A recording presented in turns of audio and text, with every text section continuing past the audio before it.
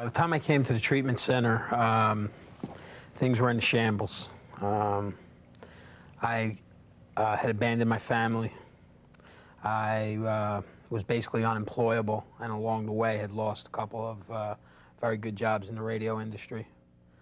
I was on welfare, and I was running out of money, or I was out of money, and was beginning to even commit petty crimes to support my habit.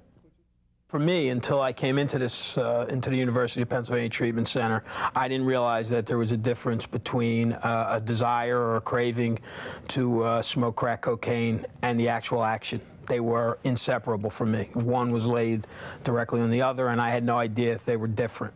And through a variety of different tools, I came to be able to do that here, to learn that here. One of the tools was the relaxation, and the relaxation I did not use in personally in direct response to craving, but rather I use it in the morning and the night as kind of a preemptive strike to kind of keep the craving off of me. One of the tools that worked the best for me was the imagining the dire consequences of using.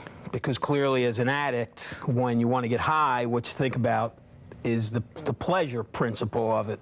The, boy, I can't wait, this is going to happen, it's going to feel like this, I know how it feels, and it's going to be great. After each period of pleasure, it's followed by a period of despair, usually closely following when you run out of your money. And those periods were closer and closer together for me. And at the treatment center, I learned when I had a craving to think it all the way through to the end, which was eventually broke and in some form of humiliation, and sometimes taking part in risky behavior to continue to support your habit. I've been clean and sober for 4.5 years. I eventually began to get better because I knew something bad was going to happen to me.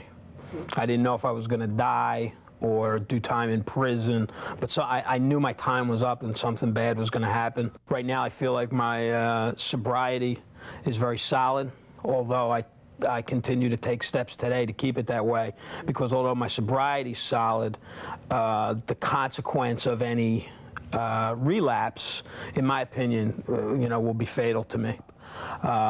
I abandoned my family totally. The for sale sign was on my house, and yet I was back with my wife and daughter.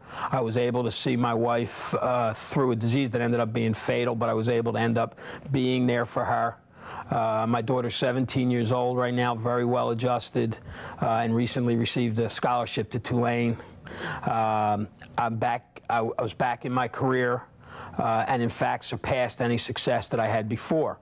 And I think it's important to know, because it's could give hope to people.